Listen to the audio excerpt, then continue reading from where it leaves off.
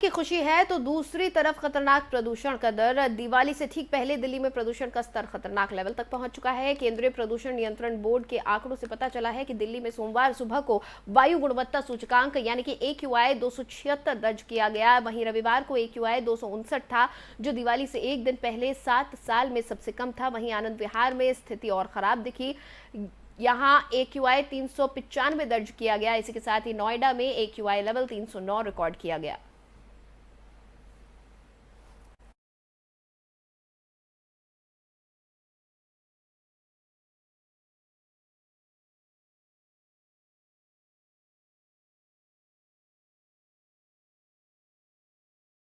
दिवाली को देखते हुए दिल्ली मेट्रो ने अपने सभी कॉरिडोर में आखिरी मेट्रो ट्रेन सेवा के समय में बदलाव किया है। दिवाली के दिन आखिरी मेट्रो ट्रेन अपने टर्मिनल स्टेशन से रात 10 बजे शुरू होगी। इससे पहले टर्मिनल स्टेशन से रात को 11 बजे शुरू होती थी मेट्रो। इसकी जानकारी दिल्ली मेट्रो ने एक बयान में दी है। उसका कहना है कि दिवाली के दिन बाकी समय मेट्रो ट्रेन सेवाएं सामान्य दिनों की तरह ही सभी लाइन पर नियमित समय से चलेंगी। वहीं दिवाली को देखते हुए दिल्ली में पड़ोसी शहर नोएडा की ट्रैफिक पुलिस ने एडवाइजरी जारी की है।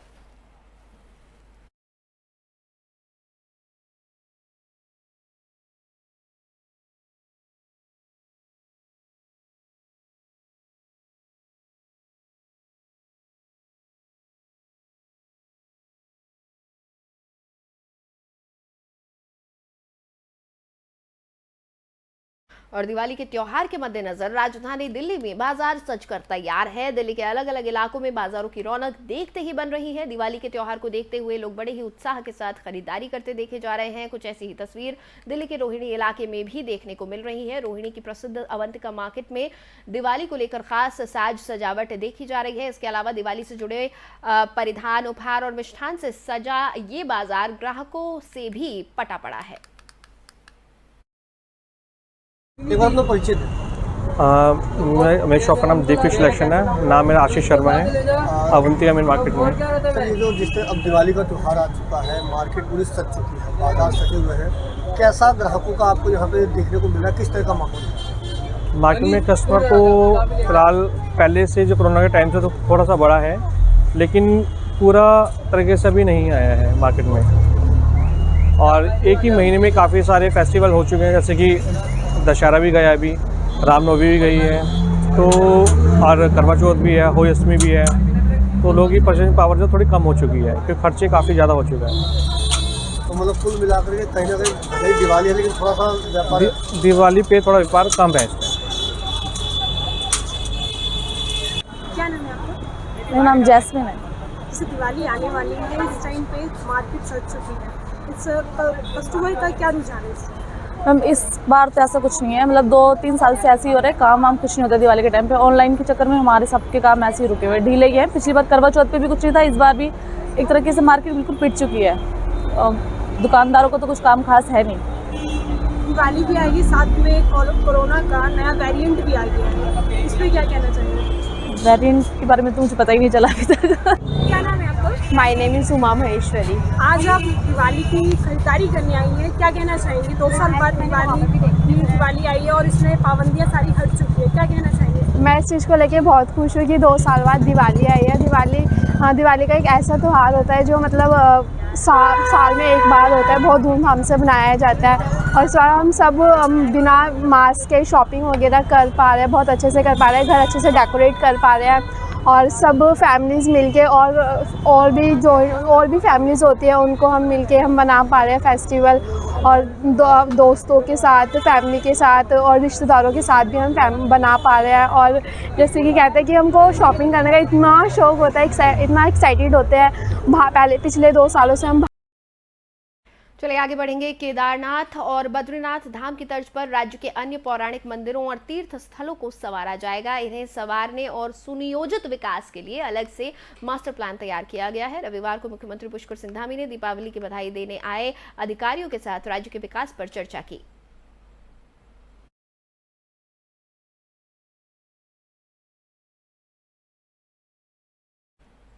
और हरिद्वार में चल रहे पूर्व मुख्यमंत्री हरीश रावत के धरने पर बीजेपी सांसद रमेश पोखरियाल की प्रतिक्रिया आई है। निशंक ने कहा कि हरीश रावत सब जगह से हार रहे हैं, इसलिए उनके पास कहने और करने के लिए कुछ नहीं है, लिहाजा वो सिर्फ लोगों को बरगलाने के लिए धरने पर बैठे हैं। लोगों का विश्वास बीजेपी में बढ़ रहा है, इसलिए दूसरे दलों के लोग हताश हैं।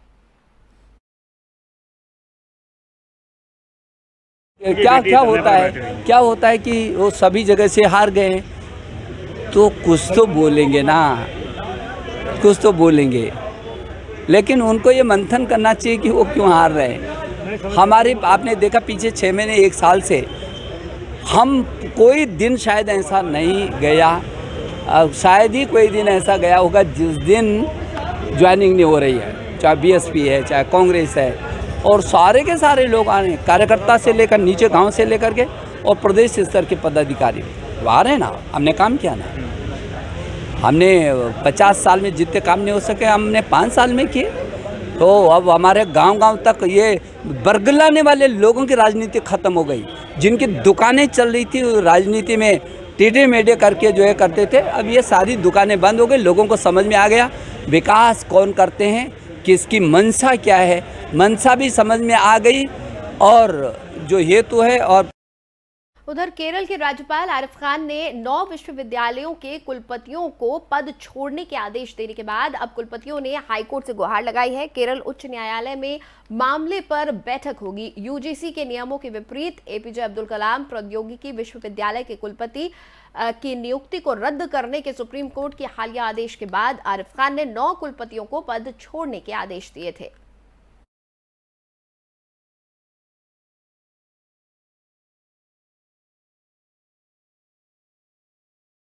उधर ग्रेटर नोएडा बिसरक कोतवाली एरिया में पुलिस और बदमाशों के बीच दिवाली के मौके पर मुठभेड़ हुई। मुठभेड़ के दौरान पुलिस की गोली लगने से एक बदमाश घायल हो गया, जबकि बदमाश का दूसरा साथी अंधेरे का फायदा उठाकर फरार हो गया। पुलिस ने घायल बदमाश को उपचार के लिए अस्पताल में भर्ती करवाया था। बदमाश के पास से लूटे हुए मोबाइल फोन, एक चोरी की मोटरसाइकिल और एक अवैध तमंचा और जिंदा कारतूस पुलिस ने बरामद किए।